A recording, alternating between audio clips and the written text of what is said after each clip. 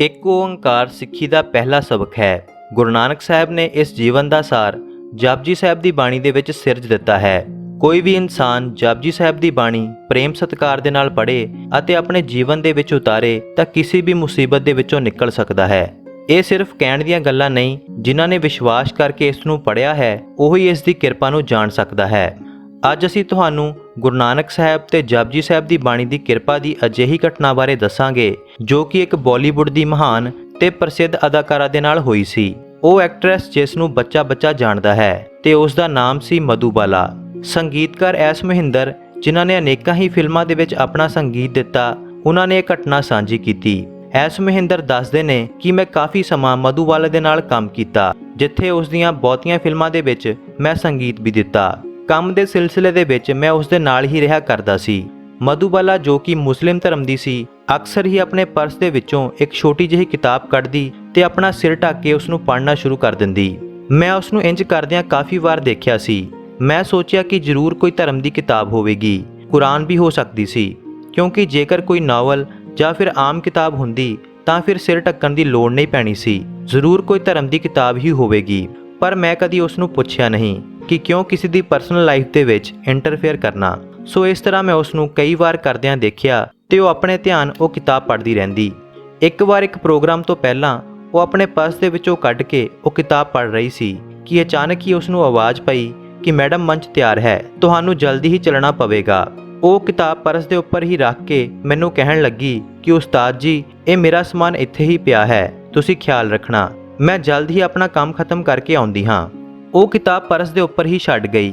ਜੇਕਰ ਪਰਸ ਦੇ ਵਿੱਚ ਪਾ ਕੇ ਜਾਂਦੀ ਤਾਂ ਮੈਂ ਉਸ ਨੂੰ ਖੋਲ ਕੇ ਦੇਖਣ ਦੀ ਗੁਸਤਾਖੀ ਨਹੀਂ ਸੀ ਕਰਨੀ, ਪਰ ਉਹ ਕਿਤਾਬ ਪਰਸ ਦੇ ਉੱਪਰ ਹੀ ਪਈ ਹੋਣ ਕਰਕੇ ਮੈਂ ਉਸ ਨੂੰ ਚੁੱਕ ਕੇ ਦੇਖ ਲਿਆ। ਮੈਂ ਉਸ ਵੇਲੇ ਹੈਰਾਨ ਹੋ ਗਿਆ ਕਿ ਉਹ ਕੋਈ ਨਾਵਲ ਨਹੀਂ ਤੇ ਨਾ ਹੀ ਉਹ ਕੁਰਾਨ ਸੀ।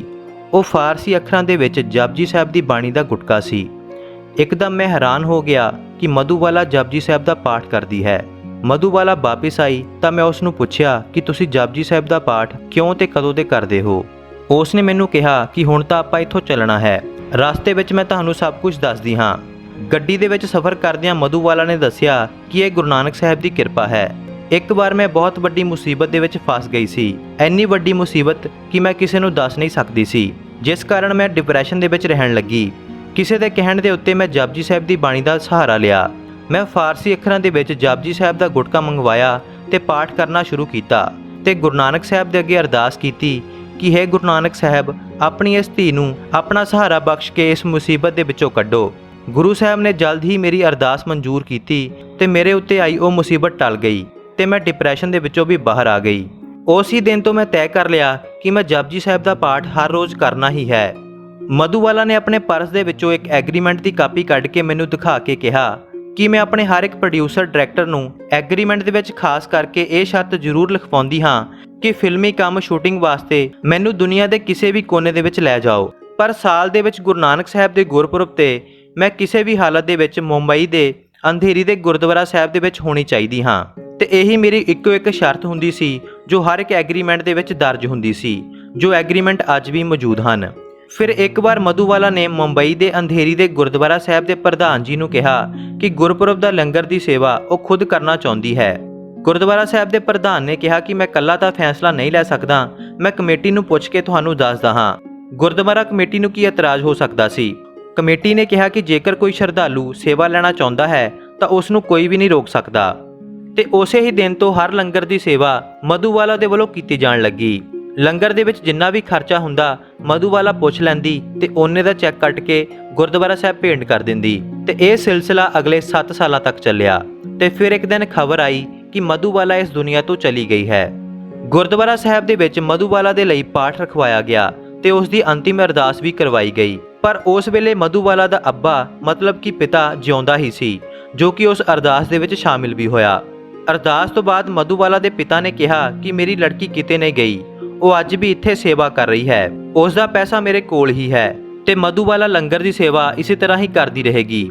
ਸੋ ਅਗਲੇ 6 ਸਾਲਾਂ ਤੱਕ ਉਸ ਦਾ ਪਿਤਾ ਲੰਗਰ ਦੀ ਸੇਵਾ ਕਰਵਾਉਂਦਾ ਰਿਹਾ ਤੇ 6 ਸਾਲਾਂ ਬਾਅਦ ਉਸ ਦਾ ਪਿਤਾ ਜਹਾਨੋਂ ਤੁਰ ਗਿਆ।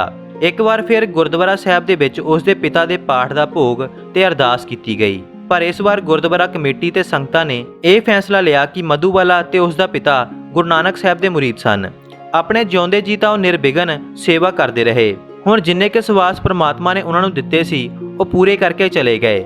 ਸੋ ਇਸ ਕਰਕੇ ਉਹਨਾਂ ਦੇ ਨਾਮ ਦੀ ਅਰਦਾਸ ਬੰਦ ਨਹੀਂ ਹੋਵੇਗੀ। ਹੁਣ ਜਿਸ ਨੂੰ ਵੀ ਇਹ ਗੱਲ ਸੱਚੀ ਨਹੀਂ ਲੱਗਦੀ, ਗੱਪ ਜਾਂ ਝੂਠ ਲੱਗਦੀ ਹੈ, ਤਾਂ ਉਹ ਬੰਦਾ ਗੁਰੂ ਨਾਨਕ ਸਾਹਿਬ ਦੇ ਗੁਰਪੁਰਬ ਤੇ ਮੁੰਬਈ ਜਾਵੇ, ਅੰਧੇਰੀ ਦੇ ਗੁਰਦੁਆਰਾ ਸਾਹਿਬ ਦੇ ਵਿੱਚ ਲੰਗਰ ਦੀ ਅਰਦਾਸ ਜਾ ਕੇ ਸੁਣੇ, ਜਿਸ ਅਰਦਾਸ ਦੇ ਵਿੱਚ ਅੱਜ ਵੀ ਕਿਹਾ ਜਾ ਰਿਹਾ ਹੈ ਕਿ ਹੇ ਗੁਰੂ ਨਾਨਕ ਸਾਹਿਬ, ਆਪ ਜੀ ਦੀ ਧੀ ਮਧੂਬਾਲਾ ਦੇ ਵੱਲੋਂ ਲੰਗਰ ਦੀ ਅਰਦਾਸ ਹੈ, ਲੰਗਰ ਪ੍ਰਵਾਨ ਕਰੋ ਤੇ ਆਪਣੀ ਧੀ ਨੂੰ ਆਪਣੇ ਚਰਨਾਂ ਦਾ ਵਾਸ ਬਖਸ਼ੋ। ਤਾਂ ਤੁਹਾਨੂੰ ਉਹ ਅਰਦਾਸ ਸੁਣ ਕੇ ਆਪਣੇ ਆਪ ਹੀ ਯਕੀਨ ਹੋ ਜਾਵੇਗਾ ਤੇ ਸਾਰੇ ਤਰਕ ਮੁੱਕ ਜਾਣਗੇ। ਵਾਹਿਗੁਰੂ ਜੀ ਕਾ ਖਾਲਸਾ, ਵਾਹਿਗੁਰੂ ਜੀ ਕੀ ਫਤਿਹ।